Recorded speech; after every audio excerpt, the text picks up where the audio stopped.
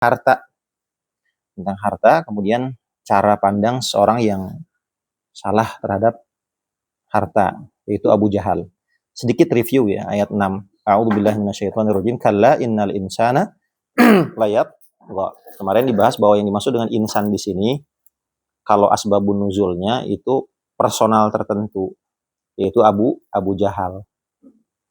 Abu Jahal. Tapi ayat ini terkena untuk seluruh manusia sepanjang zaman yang nantinya mirip seperti Abu Jahal. Kalla innal insana layatgha. Sesungguhnya manusia itu layatgha. Tagha artinya melampaui batas. Ya, ini kemarin kata al-insan di sini, alif lam di sini maknanya mayoritas. Mayoritas orang-orang yang punya harta pada zaman Nabi itu kelakuannya mirip Abu Jahal. Selain Abu Jahal kan ada Abu Lahab, ada siapa? Utaibah dan seterusnya, teman-temannya itu yang rata-rata punya harta itu semena-mena, melampaui batas. Kalla innal insana, tapi bukan karena hartanya saja. Makanya di ayat berikutnya dijelaskan ar-ra'a hustaghna, karena dia melihat dirinya sangat kaya, cara pandang yang salah. Jadi kekayaan sendiri, harta sendiri itu sifatnya netral. Tidak dicela oleh Allah kekayaan mah. Harta tidak dicela. Malah di ayat yang lain disebut harta itu sebagai khair. Satu-satunya ayat yang menyebut harta dengan sebutan khair, tapi kemudian terjemahannya ternyata itu harta, itu surat Ali Imran kalau nggak salah ya. Ya khair. Coba surat Al-Baqarah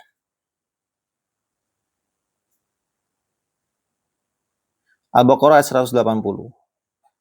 Al-Baqarah ayat 180. Saya bacakan saja. A'udzubillahi minasyaitonir rajim. Kutiba alaikum, diwajibkan bagi kamu, idza hadara ahadakumul mautu in taraka khairanil wasiyah. Diwajibkan bagi kamu ketika mau meninggal dunia dan meninggalkan harta, diwajibkan untuk melakukan wasiat. Ini sebelum turunnya ayat warisan. Jadi pakai wasiat, buat si ini segini, buat si itu segitu, buat ini segini, itu wasiat namanya. Di wasiat di sini bukan tausiah ya. Wasiat di sini pembagian harta, tapi terserah orang yang mau meninggal. Terserah orang mau meninggal, nanti kasih ya ke anak saya sekian wasiat. Ayat ini sudah dihapus secara hukum, tapi ayatnya masih dibaca. Terhapus dengan turunnya ayat-ayat warisan. Tapi yang dibahas di sini bukan itu, yang dibahas di sini bagaimana Allah Subhanahu wa taala menyebut harta dengan intaroka khairan. Jika kamu meninggalkan khairan. Coba lihat terjemahannya. Terjemahannya khairan itu harta. Artinya betul bahwa harta itu sifatnya netral. Kadang Allah memujinya, kadang Allah mencelaknya. Tergantung bukan hartanya sendiri, tapi orang yang menggunakannya. Karena harta itu tools, alat saja. Dia netral sifatnya. Bisa jadi kebaikan kalau digunakan untuk sesuatu yang Allah ridhoi.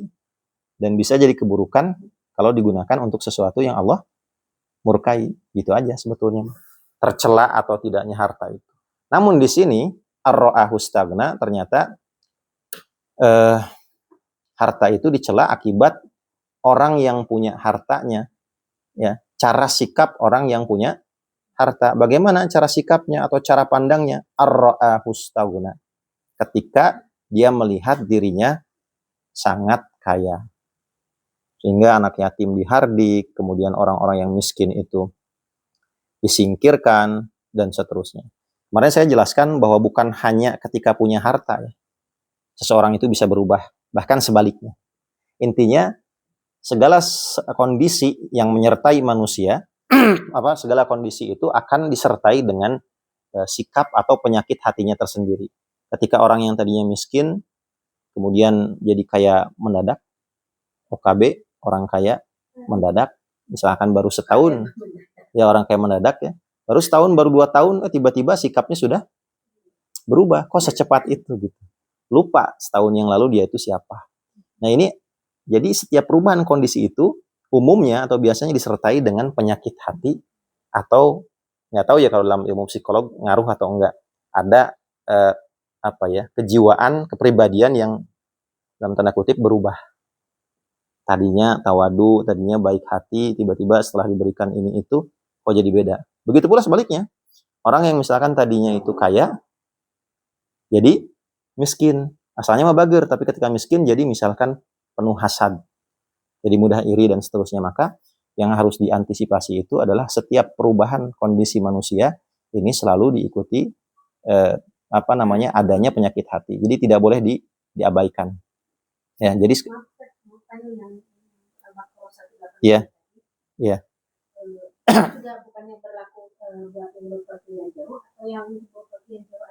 Yang mana teh?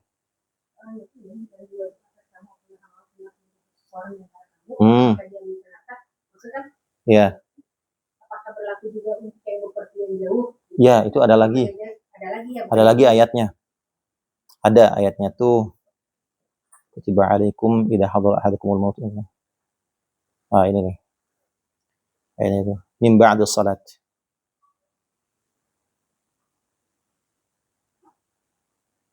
Bukan. Surat Ali Imran ya kalau nggak salah. Ayatnya padahal saya hafal itu juz 6. Tapi memang suka ngeblank. Ya. Yang kutiba alaikum itu kan. Uthira, coba. Ini nih. Ya, surat 106. Al-Maidah 106.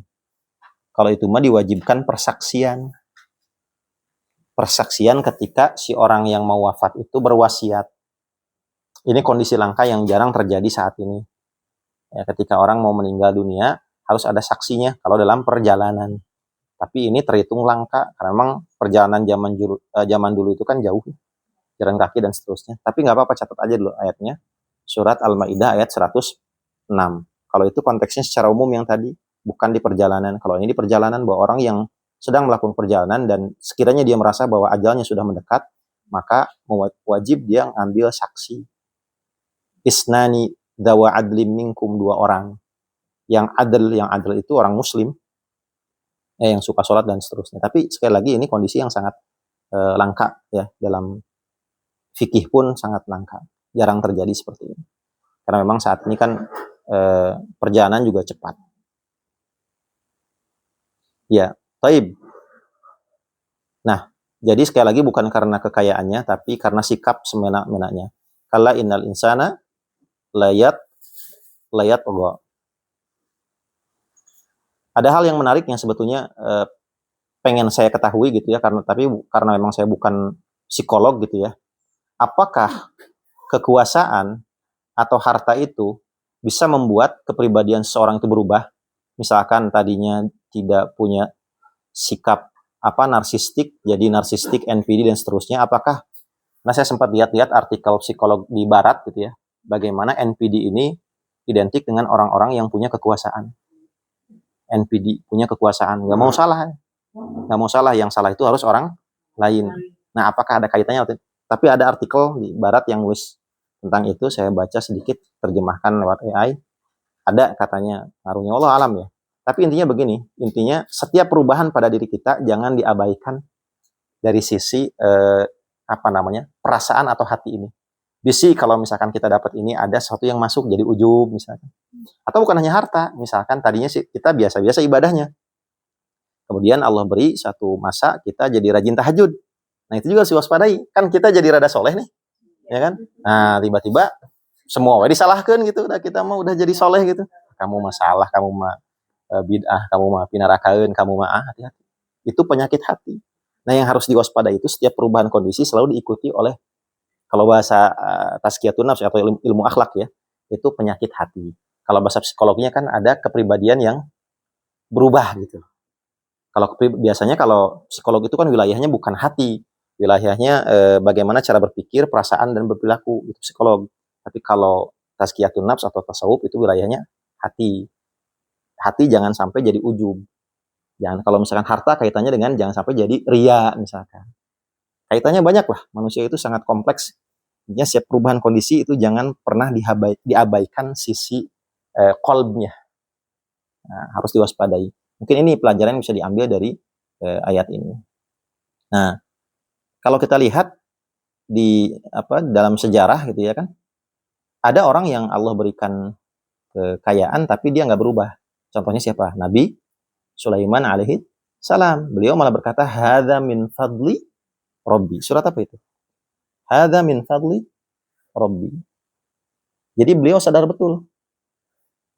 Min fadli Rabbi. Surat An-Naml. Coba dibaca. Ayat 40.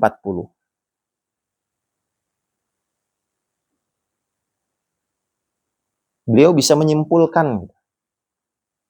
Surat Naml ayat 40. 27-40.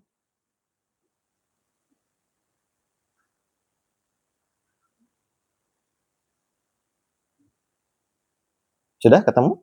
Boleh dibaca?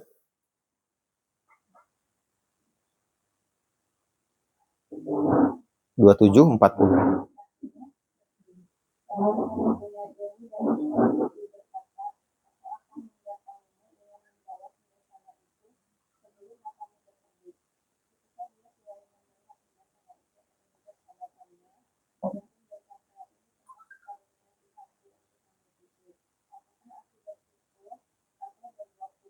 Sudah cukup sampai situ.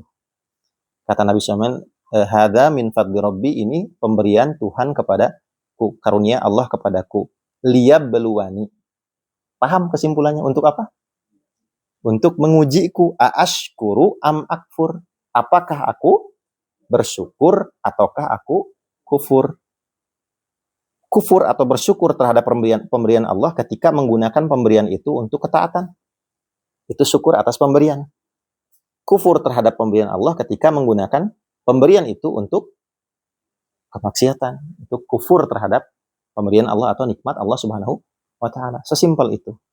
Jadi Nabi Sulaiman alaihissalam tidak berubah ketika Allah Subhanahu wa taala memberikan banyak hal gitu ya.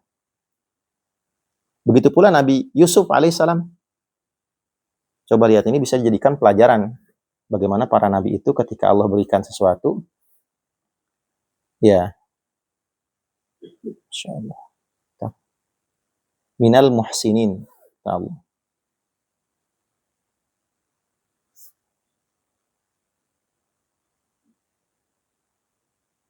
Surat Yusuf ayat 12 sama surat Yusuf ayat 36 dulu. Coba buka surat Yusuf ayat 36. Yusuf ayat 36. Boleh dibaca.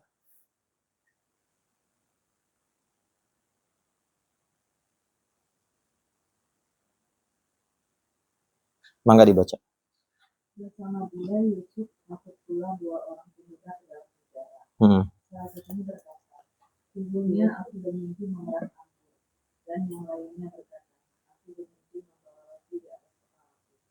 Bagiannya dimakan burung. Keduanya berkata, jelaskanlah kepada kami takdirnya. Sungguhnya kami memandangmu termasuk orang-orang yang berdosa. Coba lihat bagian akhirnya. Inna naraka minal muhsinin. Sesungguhnya kami melihatmu sebagai orang yang baik. Buka surat Yusuf ayat 78. Itu ceritanya di mana latarnya? Ketika Nabi Yusuf di penjara, nggak punya apa-apa, dituduh, difitnah segala macam, ya kan? Miskin, masuk penjara. Sekarang lihat Yusuf 78. Boleh dibaca. Mereka berkata, wahai Al-Aziz, ia mempunyai ayah yang sudah lanjut usia. Karena itu ambillah salah seorang di antara kami sebagai binti. Sungguh kami berkeyakinan bahwa kamu adalah orang yang suka berbuat. Bagian akhirnya lihat. Inna naraka minal, sama dengan yang sebelumnya. Aziz di sini maksudnya wahai pembesar. Yang dimaksud siapa? Nabi Yusuf setelah jadi pejabat. Sebelum jadi pejabat di penjara, orang-orang memandang dia sebagai orang yang baik. Ketika sudah jadi pejabat, inna naraka, pandangan orang pun tetap sama, nggak berubah terhadap Nabi Yusuf. Kamu teh orang yang baik. Nah, harusnya seperti ini. Jadi jangan sampai berubah karena selembar ijazah atau karena harta atau karena yang lain. Orang itu tetap memandang kita sebagai orang yang sekalinya humble, ya udah kaya tetap humble gitu. Sekalinya baik, udah kaya atau apapun kondisinya tetap baik. Sama seperti Nabi Yusuf alaihissalam, inna naraka minal muhsinin. Ketika sudah kaya, inna naraka minal muhsinin. Ini tantangannya. Ya. Ujian atau tantangan kepribadian seseorang atau hati seseorang ketika diuji dengan apapun. Bukan hanya dengan harta, sekali lagi ya. Dengan apapun. Dengan termasuk yang tadinya jarang ibadah, kalau jarang ibadah mah pemalu. Rajin ibadah jadi menyalah-nyalahkan orang, itu juga keliru. Saya mau rajin. Apa 30 juz. Ya. In akramakum indallahi atqakum. Ya. Makanya kata Nabi Muhammad SAW, ya Amru ni'mal malus salih lil mar'is salih. Wahai Amr bin As, sebaik-baik harta adalah harta yang dimiliki oleh hamba yang soleh. Kata soleh ini sebetulnya ada isyarat di sini. Ada isyarat tersembunyi bahwa orang yang soleh itu adalah bukan orang yang berhasil mencapai capaian tertentu, dalam artian tadinya nggak tahajud jadi tahajud, tadinya misalkan sholatnya biasa-biasa jadi khusyuk, bukan itu saja. Tapi orang yang soleh itu orang yang aslah, itu orang yang selalu memperbaiki diri. Ketika dia sudah beribadah, cek lagi, ini ibadah saya karena ria atau bukan? Ibadah saya soleh seperti ini, saya ujub nggak ya, dan seterusnya. Jadi orang yang terus mengevaluasi dirinya supaya nggak terjebak pada tipu daya setan. Setan mah pinter tuh. Tiap orang itu ada ininya sendiri, setannya sendiri. Teman saya pernah berguyon, pernah saya sampaikan juga. Kalau orangnya itu berjenggot, maka setan yang ganggunya pun berjenggot. Bersorban juga, pinter juga, alim juga. Setan yang mengganggu para preman yang nggak pernah sholat beda dengan setan yang mengganggu para ulama. Kalau ulama kan fitnahnya itu fitnah apa? Fitnah ilmu.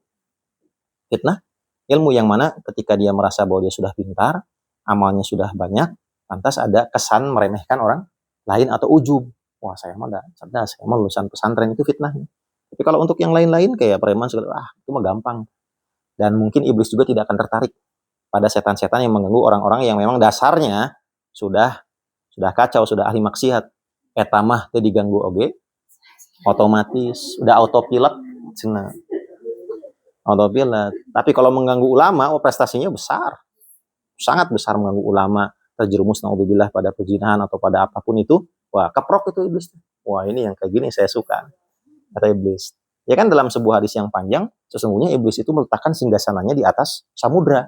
Dan setiap hari ada setan-setan yang laporan kepada iblis itu, yang iblis yang menggoda Adam itu. Setiap laporan itu dianggap remeh. Ya, ini mah gampang itu mah. Udah autopilot, gampang-gampang. Nggak ada yang membuat hati iblis tertarik. Sampai kemudian ada satu setan yang berbisik, wahai iblis, saya tidak meninggalkan dua orang tersebut, dua orang yang saling mencintai tersebut, sampai keduanya berpisah. Nikma anta, kata iblis. Yang kayak gini yang saya suka. Jadi hal-hal yang besar, ya, hal-hal yang besar yang iblis sukai, membuat orang yang alim terjatuh, membuat orang yang saling mencintai berpisah, ya, itu termasuk prestasi bagi iblis. Bukan hanya itu ya, tapi banyak hal-hal yang suatu yang wah itu membuat iblis tertarik.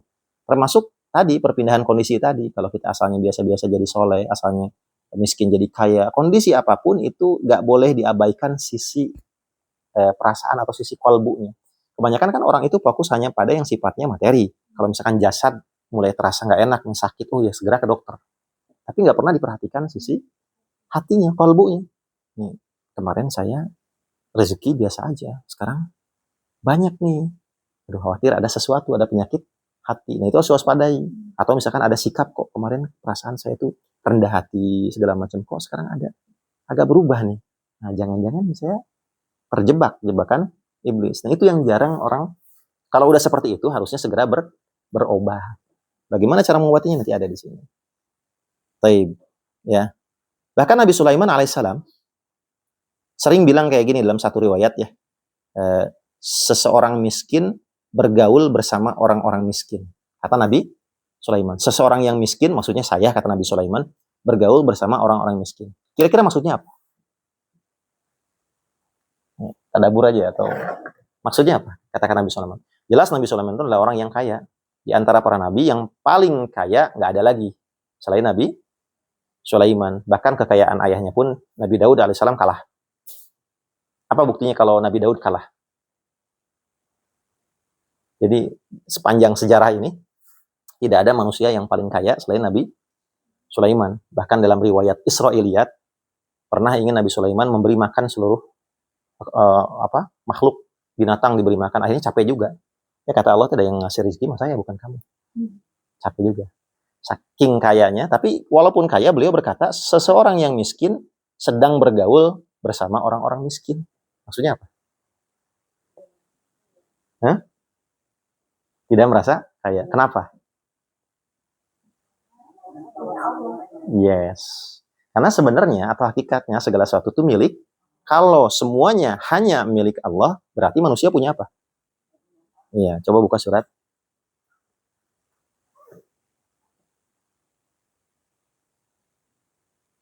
Surat Fatir ayat 30.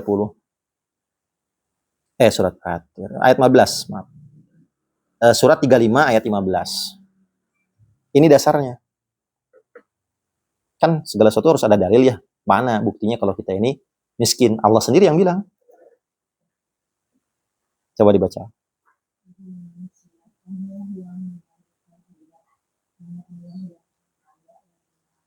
Nah, memerlukan dalam bahasa Indonesia. Coba lihat versi bahasa Arabnya. Ya ayuhan nasu antumul fuqara. Fuqara ilallah. Fuqara bentuk jamak daripada fakir. Secara bahasa artinya fakir itu yang butuh. Yang butuh, yang memerlukan. Orang yang fakir itu, miskin, itu orang yang membutuhkan. Antumul fuqara, kata Allah. Kalian itu fakir kepada Allah. Kalian itu butuh sama Allah. Dan Allah nggak butuh siapapun. Wallahu wal ghani. Kemarin sudah dibahas. Arti kata ghani atau kaya. Orang kaya itu orang yang bisa ngomong cukup. Punya 2 juta, mau saya kasih 10 juta, enggak cukup. Itu orang kaya. Punya 100 juta, mau saya tambahin 1 triliun, enggak cukup. Itu orang yang kaya. Orang yang merasa dirinya serba cukup. Kalau masih pengen nambah, berarti belum kaya. Udah punya 1 M, masih aja misalkan ngejar yang 1 triliun. Berarti belum kaya. Terus, dan memang manusia mah seperti itu di dunia. Karena memang dunia sendiri terbatas. Sehingga orang yang mencarinya tidak akan pernah puas. Kata puas itu hanya ada di surga.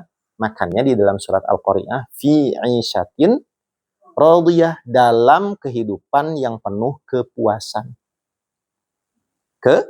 Dalam surat An-Naba disebutkan balasan yang hisaba. Balasan yang sampai-sampai orang itu mengatakan, ya Allah hasbuk hisab. Orang Arab kalau bilang, wah cukup kenyang, itu bilang hasbuk. Cukup. Mau saya tambah, kata Allah, udah ya Allah cukup, ana radin, saya ridho, saya puas, oke saya tambahkan lagi 2 kali lipat. Cukup? Udah cukup ya Allah. Saya tambahkan lagi 5 kali lipat dunia dan seisinya. Puas, kata Allah. Puas, udah cukup. Oke, saya lipat gandakan lagi sampai 10 kali lipat dunia dan seisinya. Puas ya Allah. Buat siapa itu? Buat orang yang terakhir keluar dari neraka Jahannam. Jahannamiyun atau ex-Jahannam. Alumni Jahannam. Dikasih 10 kali lipat dunia dan seisinya, 1000 pelayan tanpa perlu kita ngegaji dan capek-capek. Sampai orang bilang hasbuk, cukup. Di dunia ada nggak yang kayak gitu? Punya 10 juta, udah cukup. Umumnya akan terus nyari dan nambah. Umumnya. Seperti itu hakikat kehidupan dunia. Jadi betul. Ya. Nabi Sulaiman ini bilang orang miskin karena memang hakikatnya semua itu milik Allah. Walaupun pada saat di lain waktu Nabi Sulaiman berdoa kepada Allah, ya Allah berikanlah saya mulkan la yanbaghi, berikan kerajaan yang tidak sepatutnya diberikan kepada orang lain setelah saya. Itu doa yang bisa dibilang doa keren ya, doa mustahilat, doa yang mustahil. Berikan kekayaan, kerajaan yang tidak dimiliki lagi oleh orang setelah saya. Allah ijabah. Kalau berikan kekayaan yang luar biasa, sampai Ratu Balkis aja ketika masuk ke singgasananya itu mengangkat ya gaunnya ya, dipikirnya itu air, ternyata qawarir, istana kristal. Kemudian dari sisi pasukan tentara, ya masa iya ada pasukan yang terdiri dari bangsa manusia dan bangsa jin sekaligus. Makanya Nabi Muhammad SAW ketika suatu hari beliau lagi tahajud dan diganggu sama jin, kemudian Nabi Muhammad diberikan izin oleh Allah Subhanahu Wa Taala untuk menarik kerah jin tersebut. Ditarik dan beliau sempat berpikir, ini jin mau saya tangkap, mau saya ikat, nanti siang harinya mau saya jadikan mainan anak-anak di Madinah. Tapi apa yang terjadi ketika narik itu? Beliau terpikir, saya tadakartu doa akhina Sulaiman. Terpikir, teringat doa saudara saya Nabi Sulaiman. Akhirnya nggak jadi. Sebagai bentuk hormat atau adab beliau kepada Nabi Sulaiman, yang mana Nabi Sulaiman pernah berdoa, tidak boleh ada orang yang punya kemampuan atau kerajaan seperti saya. Jadi betul beliau adalah orang yang kaya. Gitu. Jadi intinya dari ayat yang kalla innal insana ar-ra'ahu istaghna ini harus waspada terhadap godaan-godaan kekayaan, popularitas, dan hal-hal yang semacam itu. Ya. Coba misalkan ibu bayangkan di sini, kalau ibu misalkan adalah orang yang sangat populer, masuk ke satu ruangan, orang semua memandang ibu. Apa yang muncul di hati? Wah, semua bangga. Semua tatapan mata itu terarah pada ibu. Kemudian kalau ibu ngomong, semua orang mendengar. Gimana? Apa yang muncul di hati? Atau misalkan ibu masang status, like-nya sampai ratusan ribu. Ngomong apapun, bangga nggak? Bangga dong. Kalau udah di posisi kayak gitu gimana? Atau misalkan ibu masuk ke masuk ke toko baju yang branded, mahal, mewah. Kalau orang lain kan nanya harga dulu. Saya mahal nggak jadi. Ibu nggak usah, bungkus aja, bungkus. Kalau ibu seperti bagaimana? Atau kayak Syahrini punya jet pribadi, gimana? Ketika sudah dalam posisi seperti itu, masih mau ngaji nggak? Gini. Kan repot, berat ya, untuk menurunkan ego. Mungkin ngaji, tapi ngajinya harus beda. Mungkin ngajinya harus di hotel, ya, jamuannya segala macam. Dan yang hadir pun harus pejabat. Iya, Madinah. Yang ngisi pun harus Ustadz Ade Hidayat. Saya mau jadi ngisi gitu. Masih beda. Enggak apa-apa, mending lah. Masih pengen ngaji. Ya, mending. Ini kalau nggak ngaji bagaimana? Kalau jalan-jalan ke Eropa terus segala macam, lupa ngajinya. Mungkin ngajinya setahun sekali, kan udah lain cerita. Ya, makanya alhamdulillah mungkin kita belum seperti Syahrini saat ini. Allah tanya gitu sama kita. Kekayaannya belum Billy, Allah Maha tahu. Dan itu cara nyelamatin Allah. Atau mungkin kita merasa paling menderita di dunia ini. Justru ada ulama mengatakan terkadang Allah memberikan rasa pahit di dunia supaya nanti ketika di akhirat dia lebih manis. Gitu. Pahit ini tuh. Jadi serba terbatas. Mau beli ini nggak bisa, mau beli itu lihat harga dulu gitu kan. Terbatas. Kenapa sih nggak kayak Syahrini yang langsung beli jebret. Belum tentu kuat. Ya. Belum tentu kuat. Allah Maha tahu lah gitu. Jadi ya itulah ya. Dan tapi kalau ternyata misalkan kita suatu saat atau kapanpun dapat rezeki nomplok atau diberikan sesuatu oleh Allah yang bikin kita jadi agak bangga gitu ya, nggak seneng, harus ingat ayat yang tadi, surat Yusuf. Nabi Yusuf ketika di penjara, kondisi paling pelik ya, titik terendah dalam hidup, tetap disebut orang yang baik. Ketika sudah kaya ya, tetap disebut orang yang baik. Nah, bisa nggak mempertahankan itu? Bisa. Caranya bagaimana?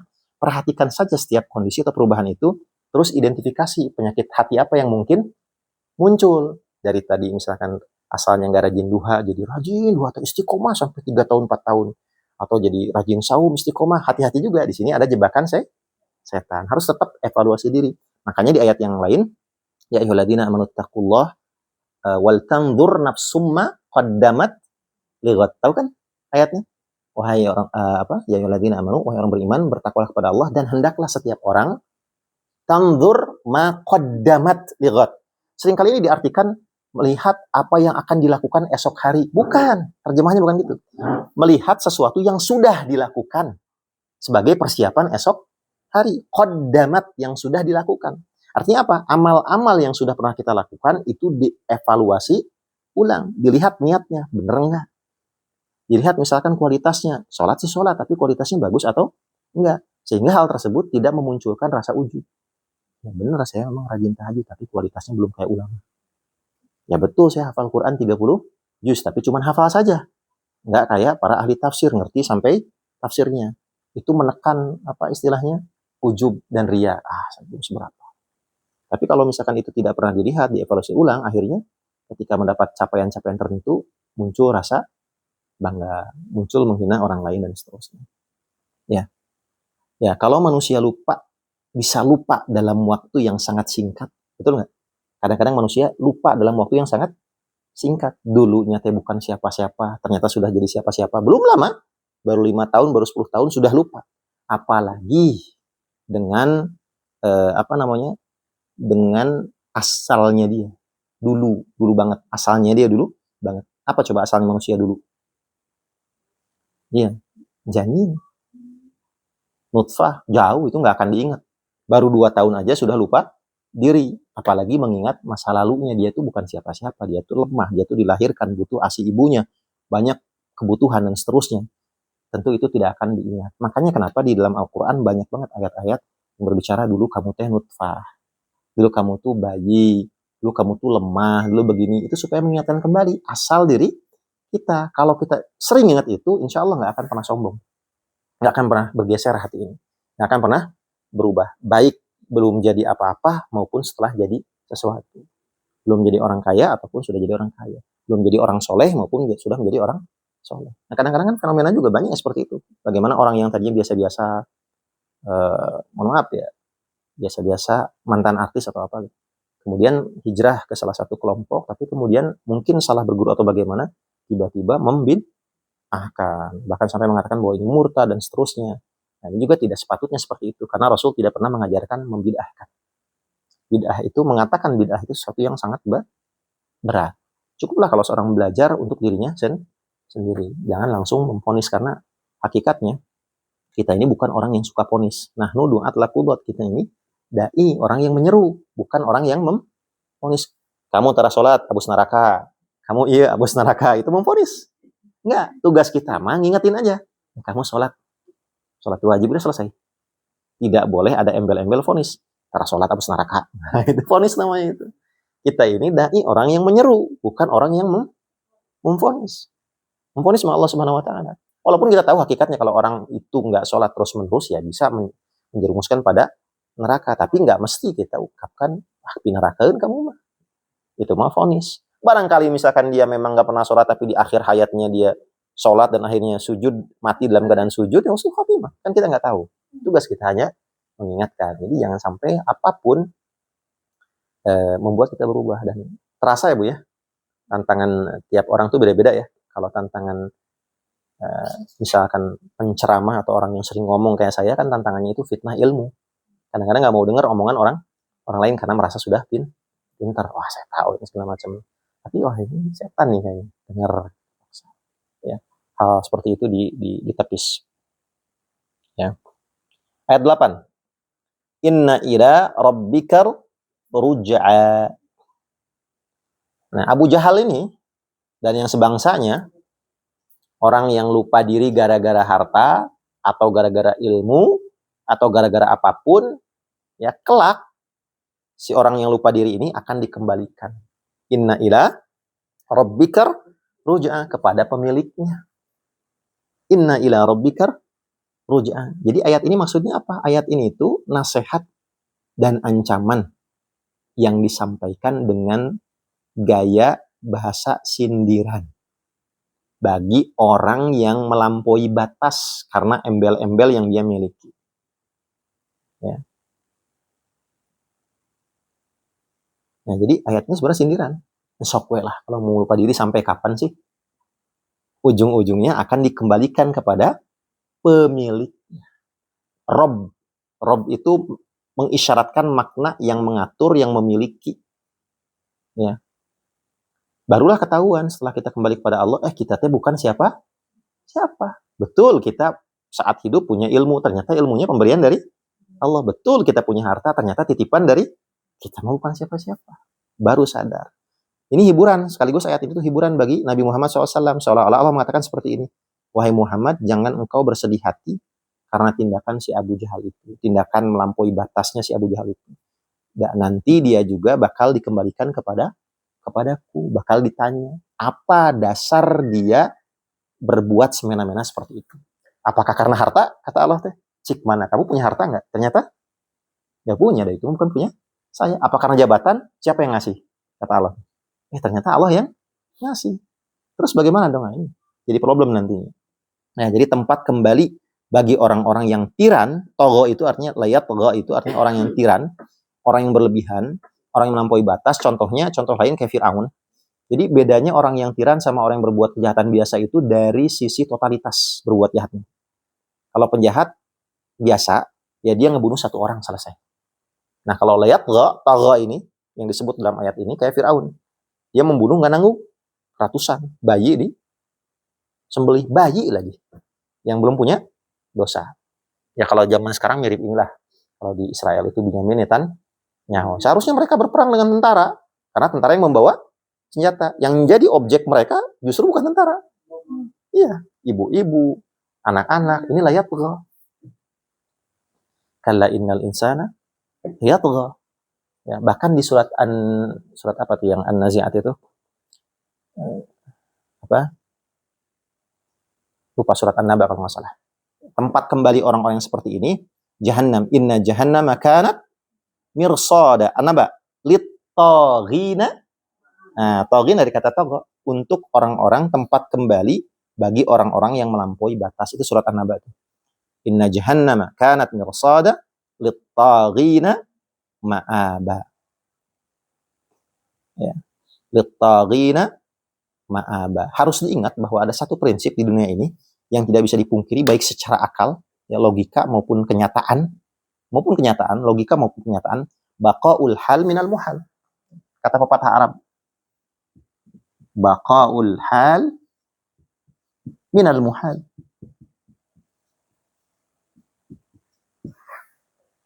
Baqa itu kekal, tetap. Hal kondisi. Kaifa haluk? Bagaimana kondisinya, kabarnya? Minal muhal, muhal mustahil. Tetapnya satu kondisi itu termasuk hal yang mustahil. Termasuk hal yang mustahil. Jadi jangan bilang lagi seperti ini. Saya kurang setuju kadang-kadang. Ada anak-anak yang lagi tren itu. Orang kaya mah bebas. Pernah dengar kata-kata itu? Orang kaya mah dia nggak bebas. Dia terikat dengan aturan Allah. Kalau mau ngomong gini, Allah mah bebas. Kita mah cuman hamba. Kebebasan seperti apa orang kaya itu? Kalau memang betul-betul bebas, harusnya dia bisa mengatur jadwal kematiannya sendiri. Betul nggak? Dan seharusnya Fir'aun sampai hari ini nggak mati. Karena bisa diatur kapan matinya. Betul nggak? Kebebasan macam apa seperti itu? Kalau dia bebas, harusnya dia tahu tempat kembali dia kemana. Pengen dong ke surga Firdaus. Setelah berbuat tiran, masuk surga Firdaus. Kan nggak ada yang tahu. Apakah ada yang tahu kapan kita mati dan kemana kita setelah mati? Kan nggak ada. Kalau kita menyangka bahwa diri kita ini bebas melakukan apapun, sok jawab, kebebasan macam apa seperti ini? Harusnya semuanya bisa kita kontrol. Di dalam kendali kita. Nyatanya ada banyak hal di dunia ini yang di luar kendali kita. Salah satunya kelahiran. Wajah kita kayak begini, maunya siapa? Iya. Apakah bisa ngatur sebelum lahir? Ya Allah, saya mau pengen kayak gini. Nggak bisa. Itu nggak bebas berarti. Kemudian setelah lahir, kita berusaha. Apakah ini pilihan kita untuk jadi seperti ini? Ada yang jadi guru, jadi dokter. Enggak kan? Mungkin kita berusahanya pengen jadi A, ternyata jadi B. Berarti kita nggak bebas. Kematian, tempat matinya di mana, kita juga nggak bebas. Ya. Dan kalau seandainya betul-betul kita ini bebas, seharusnya Fir'aun hari ini masih hidup. Abu Jahal masih hidup. Abu Lahab masih hidup. Hal yang paling adil di dunia adalah kematian. Nggak mandang jabatan, nggak mandang status. Kalau seandainya kematian itu Allah gantungkan pada status dan jabatan, tentu sampai hari ini Abu Jahal, Fir'aun, Abu Lahab masih hidup. Nyatanya mati. Tidak ada yang tersisa. Kaum Iramadatil Imad, kaum Ad, kaum Lut, kota Pompei, semua yang pernah berjaya, yang pada masanya itu hebat, dikagumi, mana sekarang sisa-sisanya? Hanya menjadi ini. Begitu pula Abu Jahal, kemana sekarang Abu Jahal? Matinya di mana? Kan pernah umroh ya? Nah, nanti kali-kali kalau umroh lihat kuburannya bagaimana. Dulu waktu dia hidup, dia merasa bahwa dia akan menang. Akan memenangkan jazirah Arab. Semua akan tunduk pada dia. Lah sekarang jadi tempat sampah. Kuburannya itu bau, dilempari sama orang yang biasanya jamaah umroh ini kadang-kadang suka ada yang melempari kuburan Abu Jahal. Dan setelah meninggal, pas wafat pertama kali di perang Badar itu, kan dalam sebuah hadis Nabi itu memerintahkan untuk mengubur 20-an para pembesar Quraisy, di antaranya ada Abu Jahal. Pas dimasukkan ke dalam sumur itu, kuburnya dalam sumur. dilempar tuh jasad Abu Jahal. Nabi itu sampai ngomong seperti ini sambil dilemparin, sampai ngomong di depan makamnya Abu Jahal di lubang sumur tersebut. Wahai Abu Jahal bin Hisham, kata Nabi. Wahai Umayyah bin Khalaf, Utbah bin Raibah, Utbah bin Rabi'ah, Syaibah bin Rabi'ah, ngomong kayak gini. Apakah kalian sudah mendapati janji Allah kepada kalian? Sesungguhnya aku sudah mendapatkan janji Allah kepadaku, yaitu kemenangan pada perang Badar ini. Umar dengar. Wahai Nabi, bukankah mereka itu sudah wafat? Kata Nabi apa? Sesungguhnya kamu tidak lebih mendengar daripada mereka. Pendengar mereka sangat tajam. Hanya saja mereka tidak bisa membalas.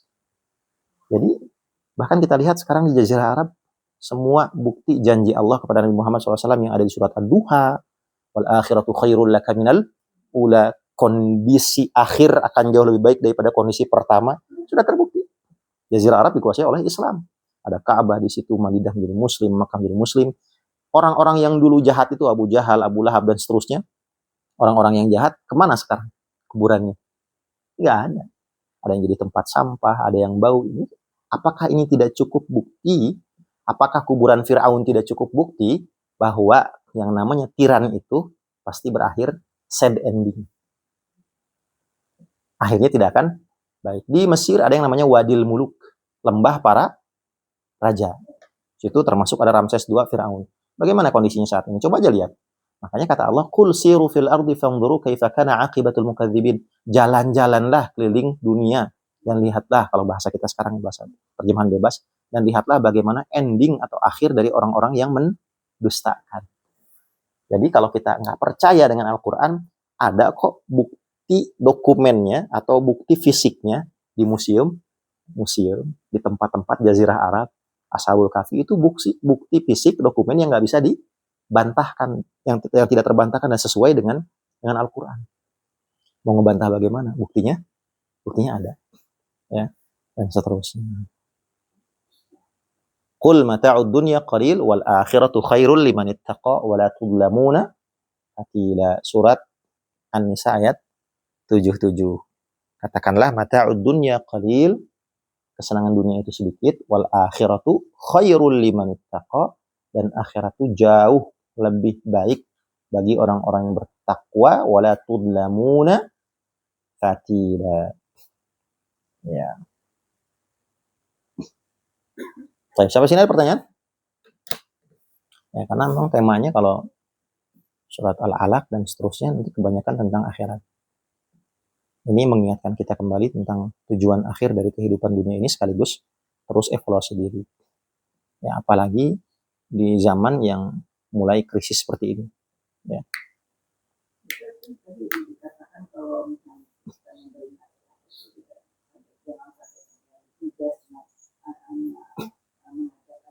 Ya, betul. Ya, boleh. Gimana? Contohnya gimana?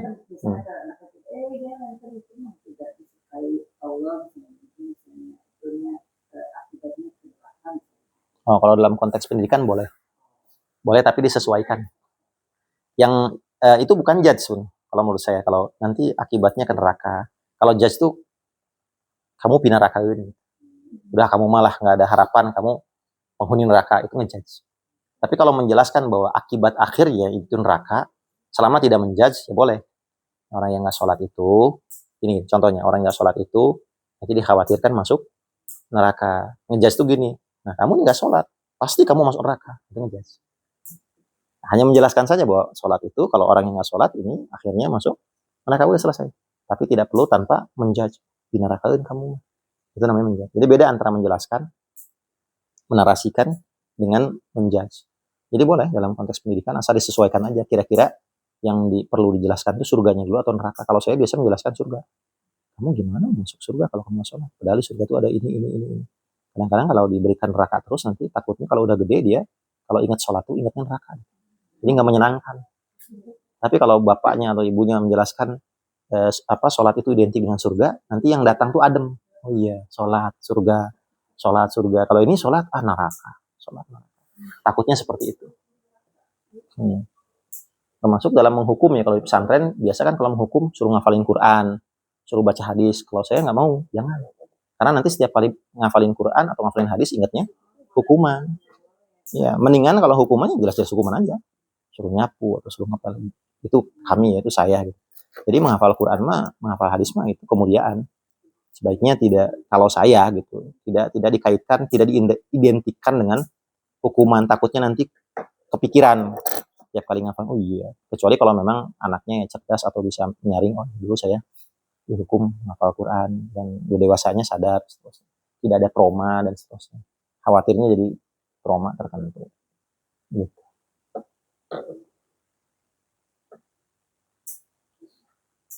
Ara'aital ladzi yanha 'abdan idza shalla.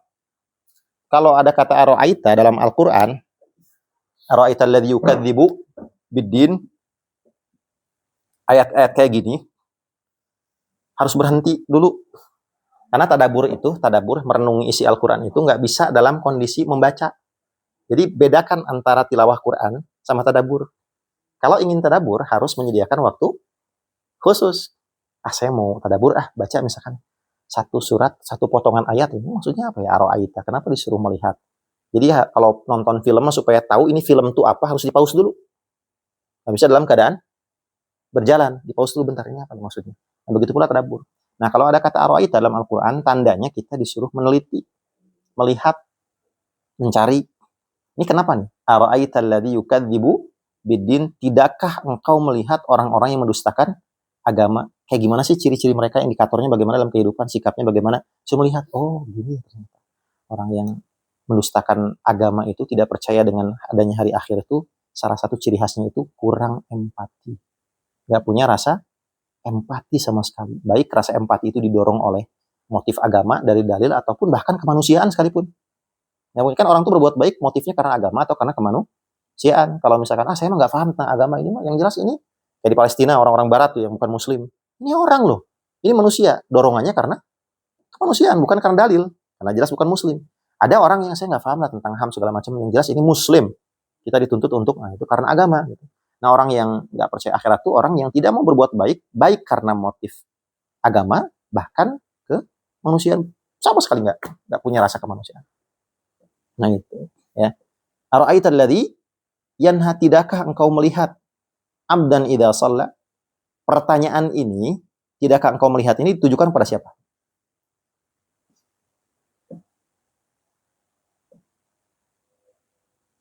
Pertanyaannya ditujukan pada siapa? Nabi Muhammad SAW. Wahai Muhammad, tidakkah engkau melihat orang yang melarang? Yang melarang siapa? Seorang hamba ketika sholat. Sholat di mana? Di Ka'bah. Ini bercerita tentang Nabi Muhammad. Si abdan ini, hamba ini adalah Nabi Muhammad. Tapi pertanyaan ini ditujukan kepada Nabi Muhammad SAW. Tidakkah kamu memperhatikan orang yang melarang seorang hamba ketika sholat? Kata ara'aita juga dalam bahasa Arab ditujukan untuk mengungkapkan keheranan. Keheranan. Kok bisa ada orang yang cuma mau sholat di Ka'bah tapi dilarang? Ya, jadi ini masih lanjutan dari yang sebelumnya, masih bercerita tentang Abu Jahal, bahwa Abu Jahal ini pernah melarang Nabi Muhammad SAW untuk sholat. Dan di ayat ini, ara'aital ladzi yanha, Allah Subhanahu wa Ta'ala mencela Abu Jahal dengan mengabaikan nama dan sifatnya, mengabaikan harta dan kekayaannya serta pelayan. Hanya disebutkan alladzi yanha, yang melarang. Enggak misalkan ara'aita Aba Jahlin, tidakkah engkau melihat Abu Jahal? Tapi bahkan namanya pun tidak disebut, tidak didetailkan. Ya. To the point. Bagaimana pendapatmu akan orang yang melarang? Jadi fokusnya pada kelakuannya, bukan pada personnya. Seolah-olah mengisyaratkan bahwa nggak penting dia punya harta, nggak penting dia kaya, nggak penting dia punya geng, punya dukungan. Tapi sifatnya ini, kelakuannya ini yang bermasalah. Jadi Allah fokuskan pada kelakuan Abu Jahal. Kok bisa seperti itu? Ya. Kenapa Abu Jahal seperti itu? Ya. Pertanyaan ini menunjukkan keheranan. Karena yang dilakukan hamba itu bukan hal yang macam-macam. Cuman apa? Cuman sholat. sujud menghadap ke Tuhannya, tidak menyakiti siapapun, tidak mengambil harta, tidak malak dan seterusnya, bahkan nggak menyusahkan siapapun, tapi kok bisa Abu Jahal ini begitu lancang melarangnya? Dan pantas nggak orang dilarang dari kebaikan semacam ini?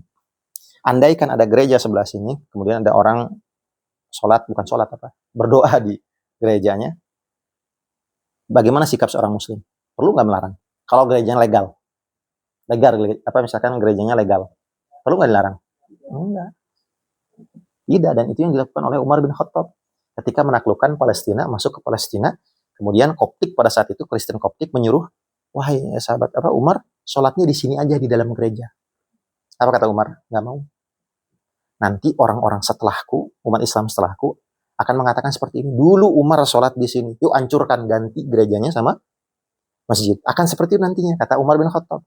Akhirnya, Umar bin Khattab sholat di samping gereja tersebut. Dan ternyata benar. Sekarang di Palestina tersebut, samping gereja, didirikan masjid, namanya Masjid Umar. Coba betapa bijaknya Umar bin Khattab. Kalau seandainya sholat di masjid itu, masjidnya pasti, di gereja itu, gerejanya pasti diruntuhkan dan diganti. Gitu. Jadi kalau bicara toleransi, Islam sudah luar biasa. Ya, jadi yang dilakukan Abu Jahal ini terhadap Rasulullah SAW nggak layak. Begitu pula kita kalau misalkan lihat orang Kristen sedang melakukan ibadahnya, selama gerejanya itu, rumah ibadahnya itu legal, kan banyak rumah ibadah yang nggak legal, ya kita hormati, memang itu agama dia. Kecuali misalkan yang tidak legal, patut dilaporkan, apalagi kalau misalkan menjadi sarang misionaris. Ya.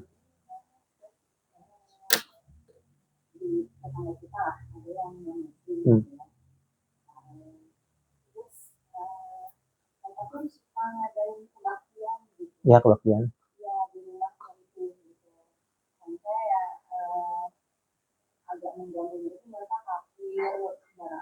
Pasti. Ya. Yang penting hak-hak tetangga dipenuhi. Mereka minta izin nggak? Kalau sudah selama minta izin, mohon maaf ya, agak terganggu segala macam. Oke. Kebaktian mah kayak pengajian. Tergantung kalau misalkan rutin dilakukan, status rumah tersebut apakah rumah ibadah atau hanya pengajian saja. Karena setahu saya, menurut undang-undang rumah ibadah kayak masjid dan lain-lain, musola pun itu harus ada izin. Jadi ya mungkin bisa ditanyakan, ini ada izinnya nggak mendirikan rumah ibadah seperti ini? Selain gereja namanya rumah ibadah ya, setahu saya gitu. Itu ada izin. Saya juga tuh dulu bertetangga dengan satu orang Kristen yang itu rumah ibadah. Memang setiap minggu itu rutin banyak. Mungkin musola bagi kita kali ya. Musola atau saya nggak paham, rumah ibadah kecil, dan itu sudah ada izinnya. Kalau nggak ada izin ya ditegur saja. Atau misalkan kalau kita nggak berani ke ke RW di situ atau RT di situ atau ketua paguyuban untuk menanyakan, mengkonfirmasi bahwa ini teh apa statusnya. Oh ini mah enggak, kami kumpul-kumpul aja kalau kita pengajian. Kayak ginilah misalkan. Yang ada masalah. Selama tidak mengganggu. Kalau mengganggu berarti yang disinggung jangan agamanya. Gangguannya itu apa? Masalah parkir. Nanti bilang aja, kami mah tidak terganggu dengan ibadahnya, terserah. Tapi tolong disesuaikan misalkan. Parkirnya jangan sampai sembarangan. Tempatnya di sini-sini. Bahkan kalau bisa satpamnya itu mengkondisikan tempatnya di sini supaya tidak mengganggu. Gitu.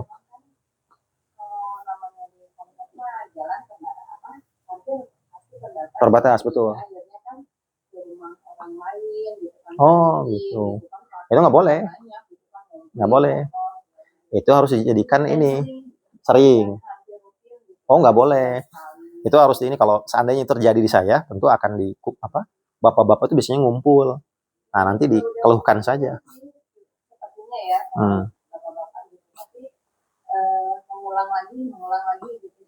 Ya itulah derita kita.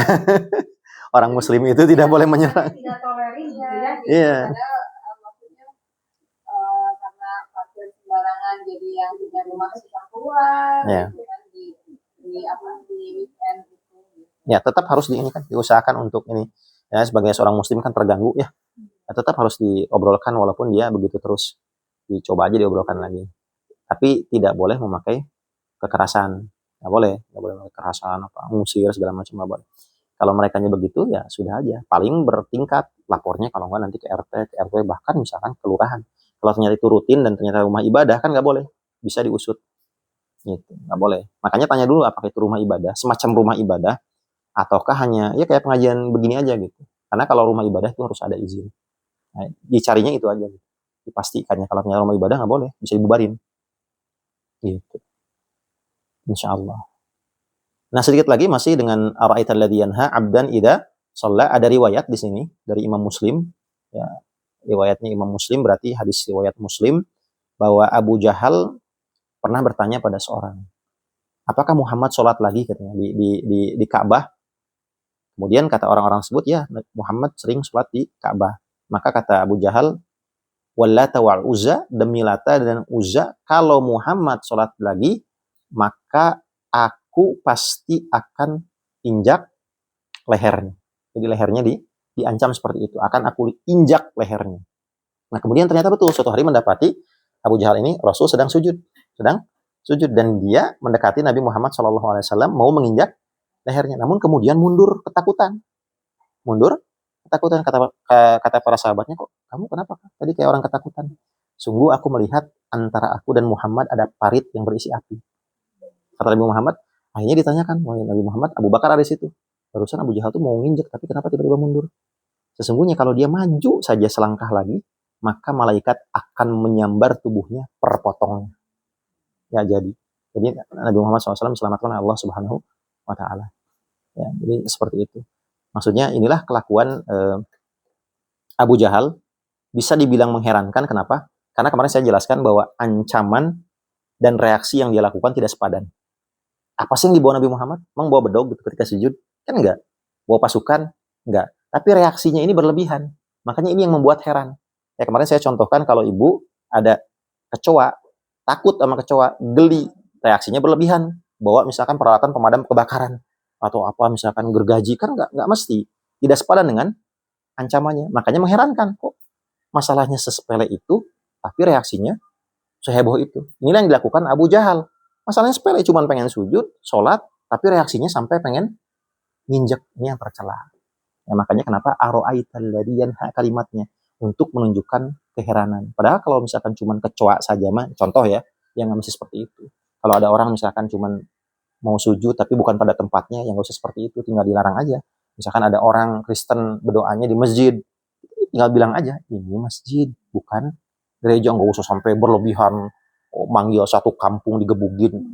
Nggak sepadan dengan ancamannya. Tinggal ngomong apa salahnya. Kalau si Abu Jahal ini dewasa dan nggak NPD atau segala macam lah penyakit psikologis, tentu dia akan ngomong baik-baik. Muhammad, ini kan banyak berhala, jangan di sinilah, misalkan seperti itu. Kan ternyata enggak. Mau Abu Jahal, mau Abu Lahab, sikapnya itu ekstrim.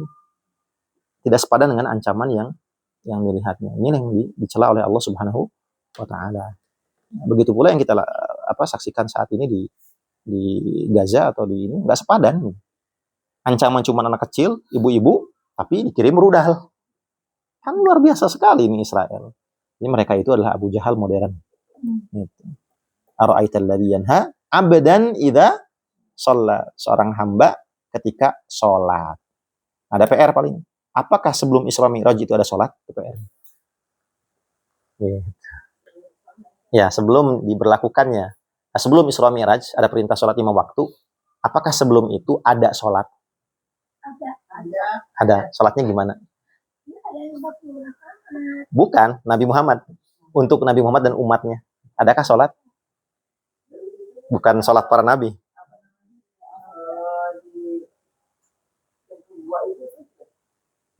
Itu tahanus.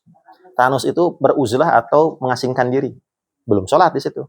Maksudnya setelah Nabi Muhammad jadi nabi, tapi sebelum Isra Mi'raj, adakah perintah sholat? Perintah dari Allah untuk sholat. 5 waktu itu. Nah, sebelum itu ada nggak sholat? Untuk Nabi. Sholat apapun selain 5 waktu. Untuk Nabi dan umatnya.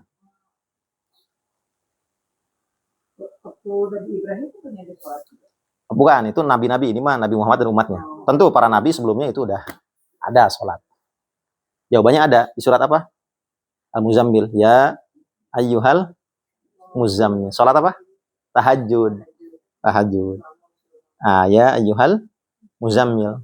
Namun pertanyaannya, apakah sholatnya itu bentuknya, formatnya sama dengan sholat kita hari ini atau berbeda? Wallahu a'lam. Karena ada Ulama mengatakan boleh jadi sholatnya beda, hanya sujud saja dan ruku saja. Sebagaimana di akhir surat ini, wasjud waqtarib, sujud dan mendekat. Boleh jadi hanya sujud saja atau ruku saja, wallahu a'lam. Intinya sholat itu sudah ada sebelum di Isra Mi'raj, namun sholatnya itu hanya tahajud saja. Namun kemudian ada pendapat lain, ada juga yang mengatakan bahwa sholat sudah ada, tapi sholatnya itu hanya subuh di pagi hari dan di malam hari Isya. Dua kali.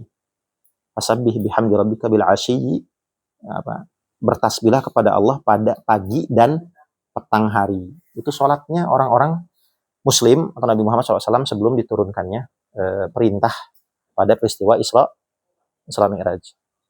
Insya Allah selanjutnya pada pertemuan berikutnya kita akan bahas tentang sholatnya para nabi sebelum Nabi Muhammad SAW dan detail tentang apakah ada sholat sebelum Isra Mi'raj sudah terjawab secara umum di surat Al-Muzammil, ya ayyuhal muzammil, sholat tahajud atau sholat subuh dan sholat isya, walaupun belum dinamakan subuh dan isya, insyaallah.